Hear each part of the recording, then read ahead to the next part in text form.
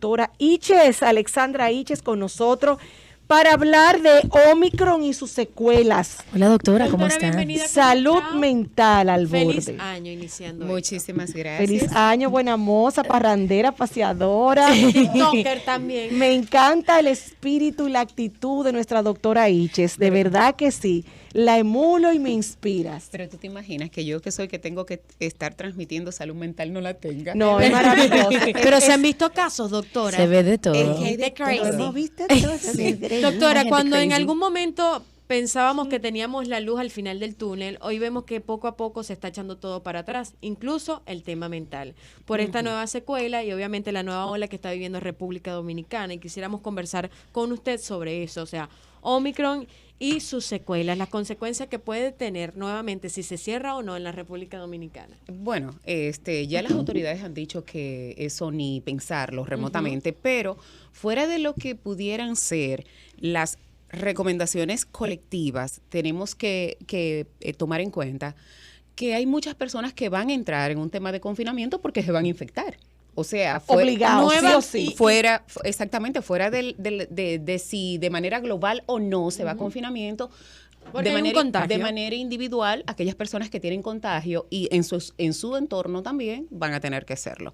¿Cuál es el detalle? Desde el año pasado, mira, yo fui de las pocas, por no decir la primera psiquiatra, que empezó a tratar pacientes con COVID. De hecho, llamaron a confinamiento un 19 de marzo y un 24 estaba yo ya en la calle, porque empezó a debutar exactamente la sintomatología propia de cuando a una persona se le coarta la libertad. ¿Dónde está el detalle?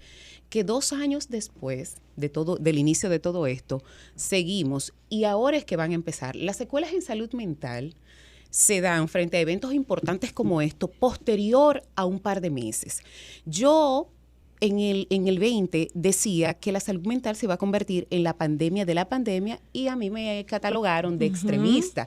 Sin embargo, cuando tú analizas la historia de las demás pandemias, de las pandemias que hemos tenido siglos atrás, nos damos cuenta que las secuelas en salud mental son muy parecidas a aquellas como cuando hay eventos traumáticos tipo guerra. O sea, vamos a tener las secuelas de estos 2 años. Todavía van a pasar 15 y 20 años y vamos a estar manejándolas. ¿Por qué? Porque no salen en lo inmediato. Ok, doctora, ¿cuáles son las secuelas que usted ha podido ver y que además lo ha visto que se ha repetido a través de la historia, en este caso actual, post-pandemia? Bueno, hay secuelas que son físicas, orgánicas, propias de la lesión que deja el virus en las personas que han logrado sobrepasarlos. En este caso, al inicio tenemos 3 grandes grupos de pacientes. Aquellos que, dependiendo de la categoría de los síntomas que desarrollaron, son las secuelas a largo plazo. ¿Por qué? Porque el virus del COVID, nosotros sabemos que produce una alteración en lo que es el tema vascular y puede dejar secuelas a nivel cardíaco, a nivel pulmonar. Pulmonar es más común. Es más común porque las afectaciones, los síntomas son respiratorios. Sin embargo, hay un grupo de síntomas que se empezó a subestimar, que fueron los síntomas neuropsiquiátricos.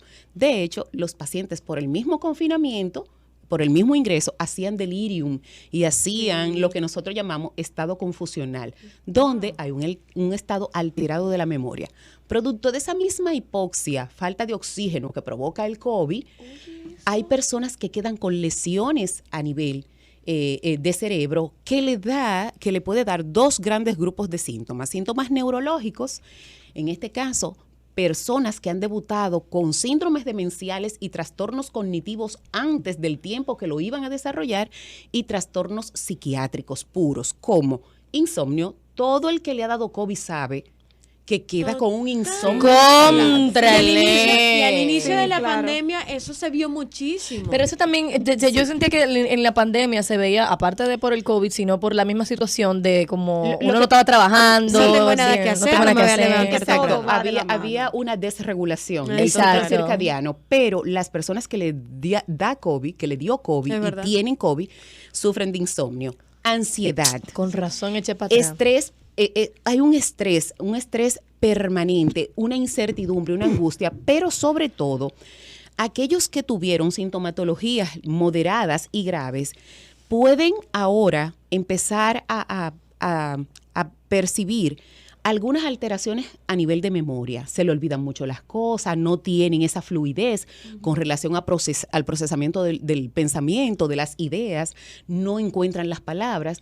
Y ese grupo de síntomas se mantiene durante un tiempo. Y si tú no lo manejas, en este caso, pudiera ser que te queden como lesiones permanentes. Y agregándole a eso, le quiero poner el caso, porque eso lo he visto de cerca, del adulto mayor, que al confinarse, esta persona de 75, 80, 84 años, al confinarse con tanto miedo, de repente le cae como una vejez prematura, o sea, vamos a decir como un tipo de demencia senil. Totalmente. Pero acelerada. Ahí es donde y eso a mí me preocupa mucho. Claro, ahí entra, ese es el deterioro cognitivo. Y hay un grupo de abuelitos que le ha ido peor porque si alguien en su entorno se ha infectado, lo han sacado de su zona de confort, lo han llevado a otro lugar y el moverlo ha provocado en ello un disconfort que le ha alterado totalmente la vida. Pero también hay un grupo de pacientes que esos sí nos están dando dolor de cabeza, que son los pacientes ansiosos y que han desarrollado trastornos de hipocondría o trastornos de somatización. Al inicio de todo esto, y todavía en la actualidad, desde que tú sabes que alguien tiene COVID, ya tú tienes los síntomas. Pero doctora, yo llevo como 7 COVID y 585,000 pruebas. No hay una cura más rápida para los síntomas del COVID que cuando te llega esa prueba PCR negativa. Exacto. Y tú sabes que y de repente ya se te fue todo. Sí, sin embargo, 3 días después te junta con alguien que sale positivo y tú vuelves a tener todos los síntomas. Entonces, el trastorno de somatización se ha convertido en el denominador común. Y para algo que sí también hemos notado desde el punto de vista de las lesiones físicas que quedan en las mujeres, un deterioro a nivel de lo que es la calidad del pelo. Se le cae el pelo. Todo tiene sentido, Dios mío, doctor. Usted no te lo que a mí se me ha caído el cabello muchísimo, se te quiebra el cabello. Claro, y eso es por la misma alteración vascular. Se me empobreció. Sí, totalmente. Notoriamente. Y en las uñas también. La textura de la piel cambia, una resequedad que por más la resequedad, lo mío ha sido notorio en la piel y se me ha la misma resequedad me provoca entonces piquiña. Sí. Sin ton ni son, pero que al mismo tiempo una dermatitis tópica. Y pudiera también dentro de los síntomas físicos que, de hecho, los pacientes post-COVID, en países ya como Italia, España y en algunos estados de Estados Unidos, han implementado lo que son algunos hospitales específicos para atender a los pacientes post-COVID. ¿Por qué? Porque a todo el que le ha dado COVID empieza a desarrollar unos síntomas que no son los típicos y por ende el ir a recibir la atención a un hospital normal, general, lo saca de contexto porque a veces ellos se quejan de cosas, no le encuentran nada y tampoco le hacen la asociación de que es producto de la enfermedad. Y que va más de la mano ya de la salud mental. Claro. Entonces, aquí yo en el día de hoy hice un comentario y dije, y lo voy a repetir aquí porque sé que gozamos de muy buena audiencia. Señores, las ARS van a tener que sentarse a hablar con los profesionales de la salud mental. Por favor. Por muchas condicionantes, porque ustedes saben qué van a hacer y ojalá me estuviera escuchando alguien.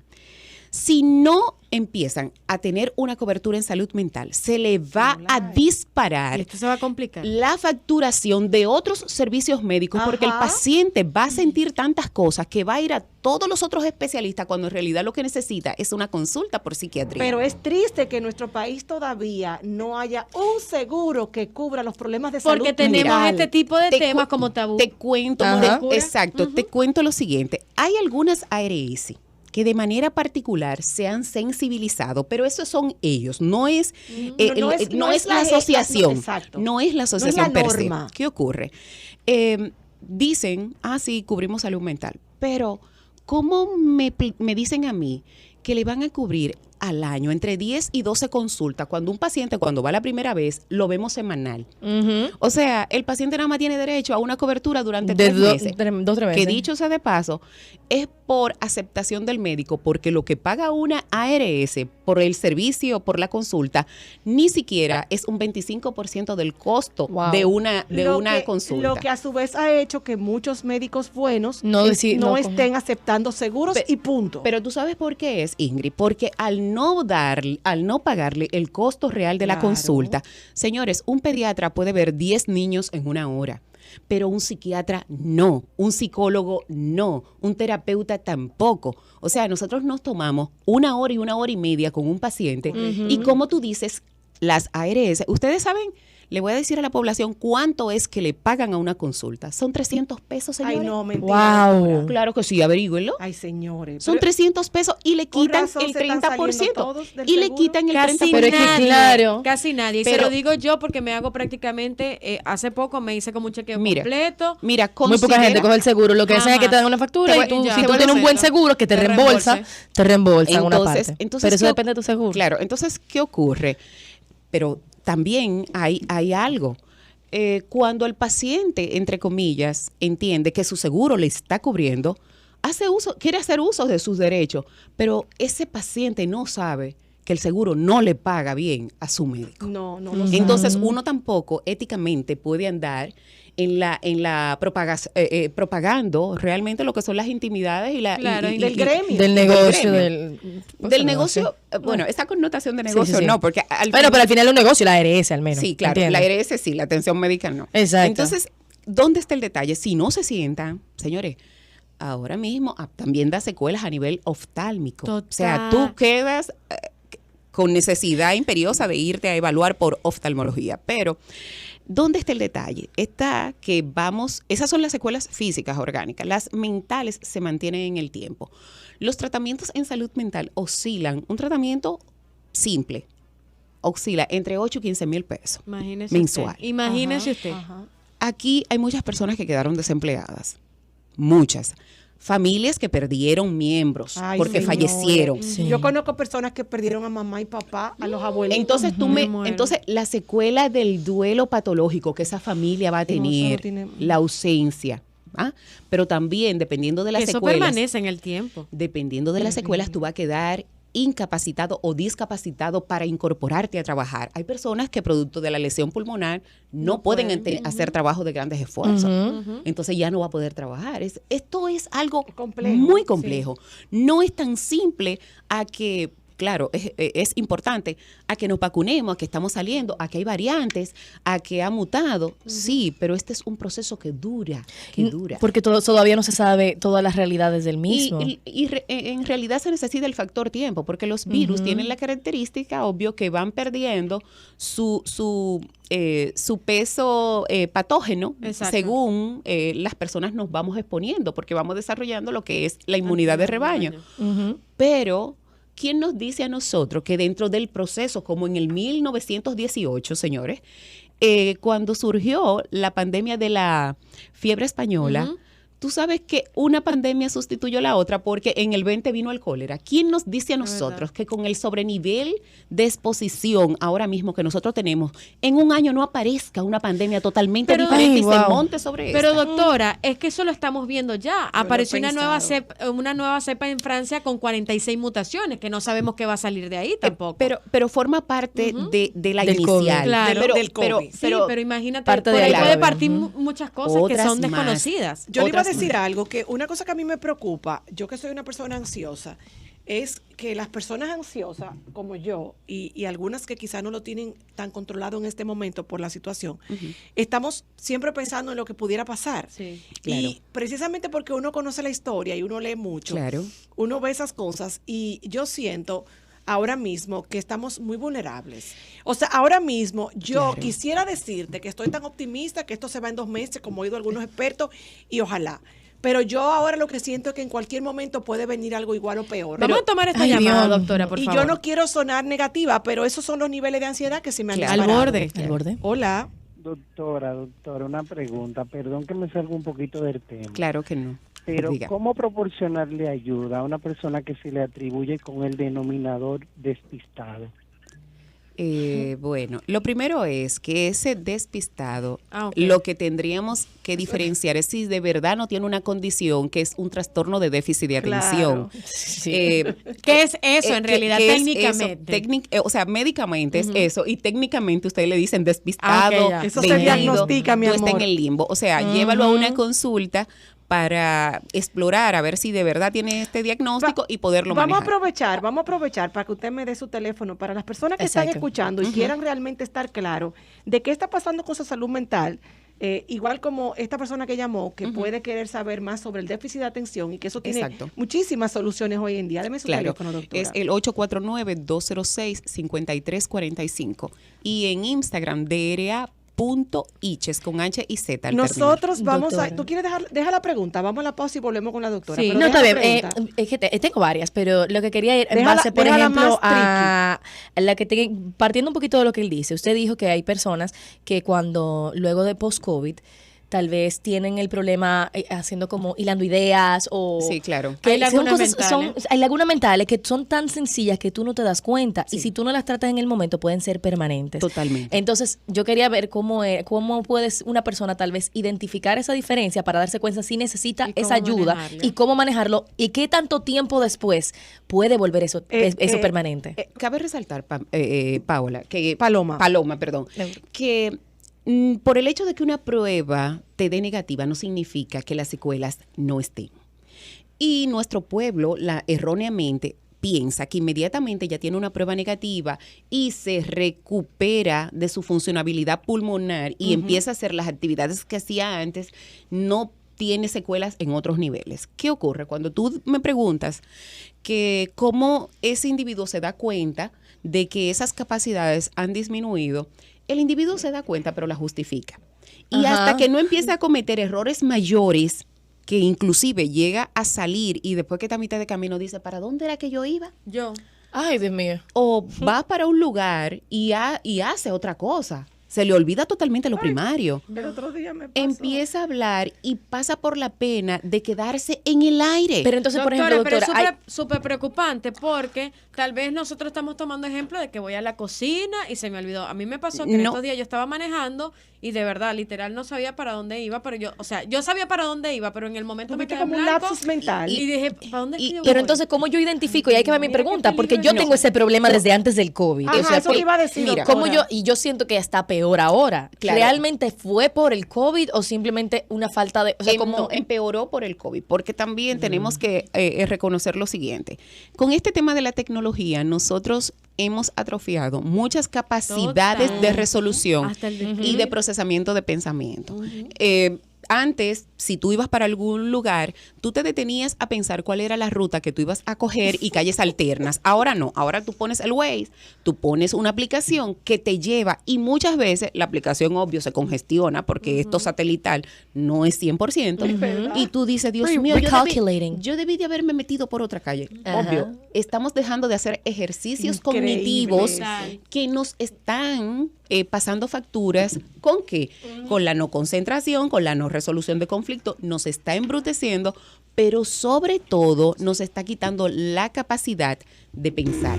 Hay otra particularidad, Paloma. Eso sí yo me había dado cuenta de hace mucho. Personas que cuando agarran un lápiz hoy en día escriben como un muchachito de kinder. Sí. Pero eso de lo de los mapas y cosas, yo me había dado cuenta porque esos son de los ejercicios que yo hago para mí. Yo no sé que tengo esos problemas. Mira, trato de utilizar mucho mi cabeza. Estamos inclusive están disminuyendo nuestras capacidades que son necesarias. El cerebro es como cualquier músculo. O sea, como un músculo, como el estriado, tú tienes que ejercitarlo. Claro. Y por eso, ejemplos tan puntuales, cuando los niños están de vacaciones, que tú ves que entran, uno en la casa le dice, pero muchacho, tú pasaste de curso, tú te sabías eso. Sí, pero duró 2 meses sin ejercitar el cerebro y se le fue. Aunque tenga la información ahí guardada. Entonces, ¿qué ocurre? Cuando no hacemos eso, y más cuando hemos tenido una condición médica que disminuye de por sí esas capacidades, pues no tenemos garantía de que la vamos a recuperar si no hacemos algo. Cuando Paloma me dice, doctora, pero ¿cómo yo me doy cuenta? Es que tú te das cuenta, lo que no debes es de minimizarlo, debes de verlo como algo importante y trabajarlo, y hasta que tú no lo tienes desarrollado nueva vez en las condiciones anteriores funcionales para ti, no dejar de hacerlo. Doctora, ¿cuándo una persona post-COVID debe pensar en la necesidad de ir a una consulta con su psiquiatra o terapeuta? Es que no debe ni siquiera de esperar, es que la atención de salud mental al paciente COVID debe de ser conjuntamente con los demás especialistas. Caramba, pero es que no se nos dice, doctora. No, para nada. Porque no está normalizado la salud mental. Te voy a contar lo siguiente, o sea, el hecho de yo recibir mucha interconsulta de otros colegas que atienden esta patología está dado porque los pacientes, estando ingresados, hacen alteraciones. Se desorientan, alucinan, se agitan, no duermen, se ponen inquietos.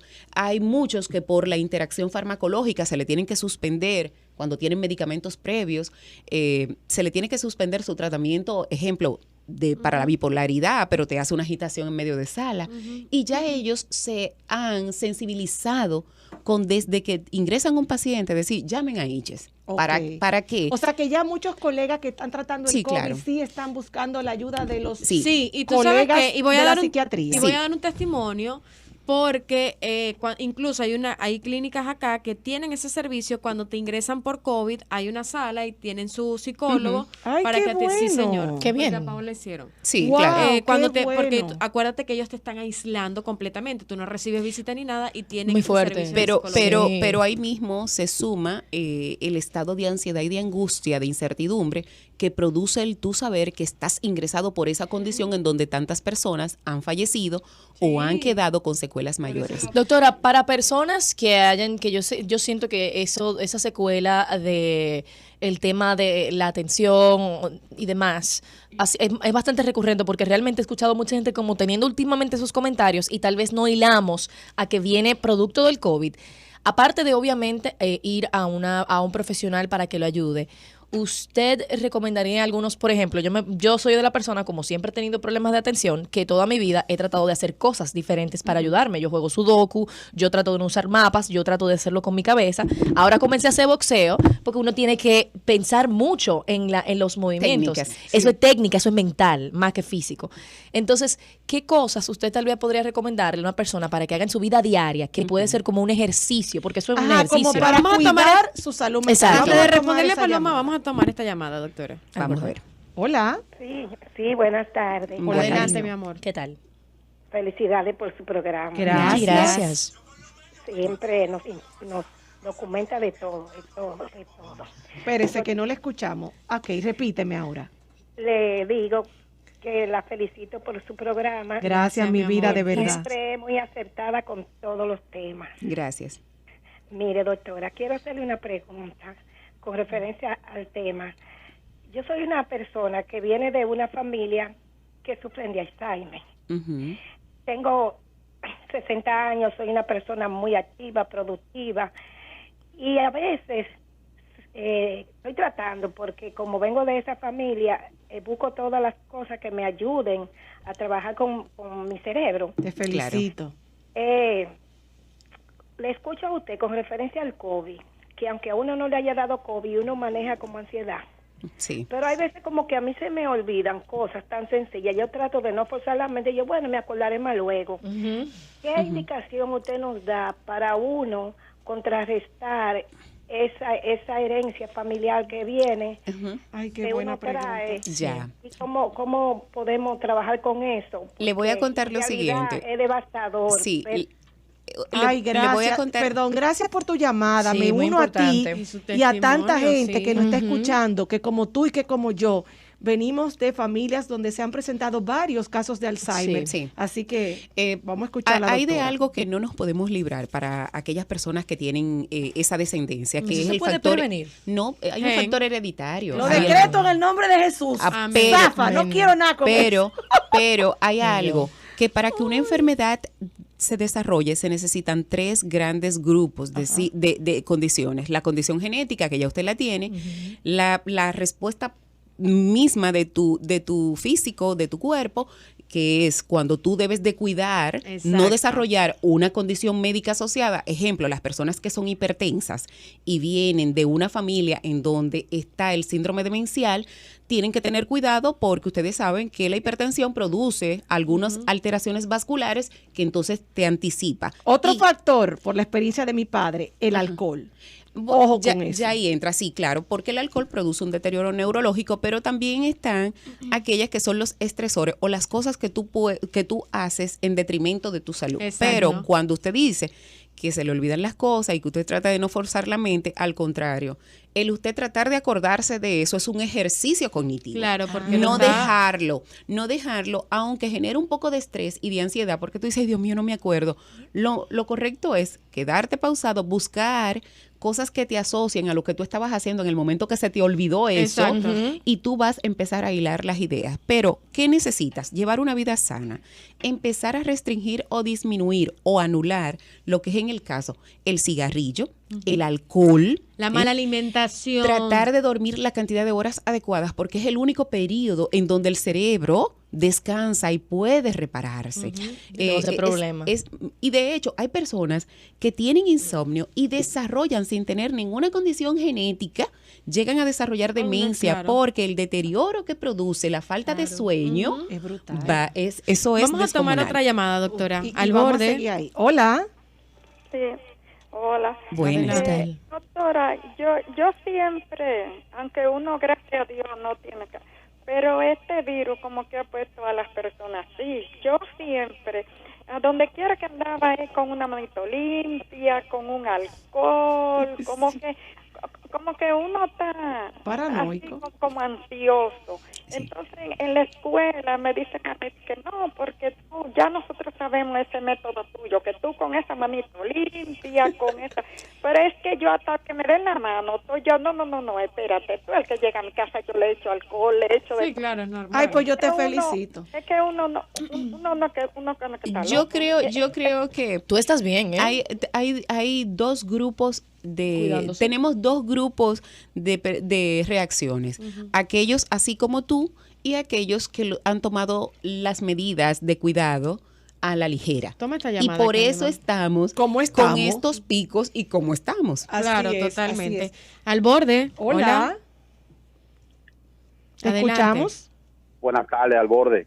Sí, caballero, cuéntenos. Sí, que para felicitarle y agradecerle a la vez por tan bello gesto de ocuparse de un tema tan importante para toda la sociedad. Gracias, mi amor. Sí, es necesario. Quiero atreverme a exhortarte, Ingrid, que por favor trate de llevarla a ella al programa de televisión, porque hay un público adulto que no sigue las redes y que sigue tu programa de televisión, que ese contenido le va a hacer de mucho interés. Pues mira, te tomo la palabra y en febrero, que yo retomo las grabaciones, la doctora va a ser una invitada especial que nos va a dar una hora de salud mental al borde. Muchísimas gracias. Yo encantada. Para mí va a ser un honor. Gracias, amigo, por la sugerencia tan importante que tú me acabas de hacer. Doctora, para concluir...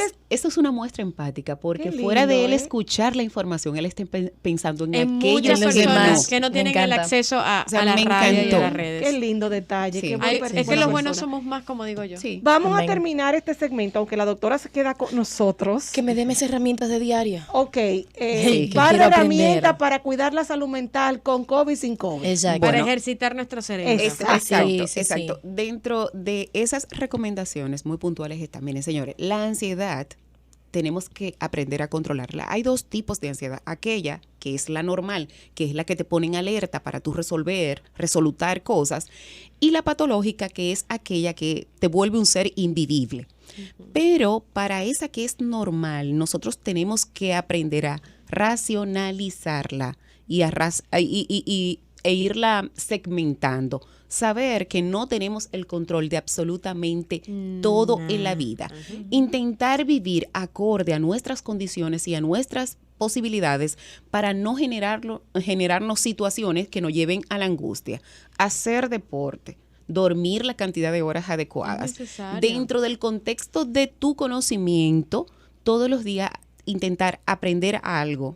Ay, eso me encanta. Disminuir la cantidad de horas en aparatos tecnológicos porque nos quitan dos grandes cosas, a tomar la lectura o hasta un arte, bailar, pasear, nueva, lo que sea, porque al final compartir con tus familiares, caminar, los aparatos tecnológicos nos están robando tiempo con nuestros seres queridos, señores, y lamentablemente nos están también provocando volvernos inafectivos. O sea, ya no hay demostraciones de amor, ya no hay demostraciones de afecto. Ese abrazo, tú ahora lo que pones una carita con 3 corazoncitos, en vez de tú decirle, a nosotros nos cuesta menos tiempo hacer una llamada o poner un mensaje de voz que escribir. Son prácticas. Tenemos que tener una alimentación sana, empezar a disminuir un poco la sal, las grasas, hacerse chequeos médicos regulares por lo menos una vez al año para tener el control de esas otras enfermedades que pudieras desarrollar y que van en detrimento a tu salud. Y para los jóvenes hay un tema que lo tenemos que traer solamente eso, que es el tema del vapeo y la juca. Eso es los cigarrillos electrónicos. Y eso empiezan a provocar una hipoxia a nivel de cerebro en pacientes, en muchachos jóvenes, terrible. Y el uso y abuso muy común, de porque se supone ya se demostró que hay que genera cáncer. Sí, ya hay un estudio que se demostró. Doctora, sus redes sociales, no, ella vuelve con nosotros. Claro. Sí, bueno. Quédese aquí. La doctora Alexandra Iches viene con nosotros con un Entre Mujeres, donde vamos a hablar ¿de qué? Si estás dispuesta a perder un buen hombre solo porque te puso los cachos.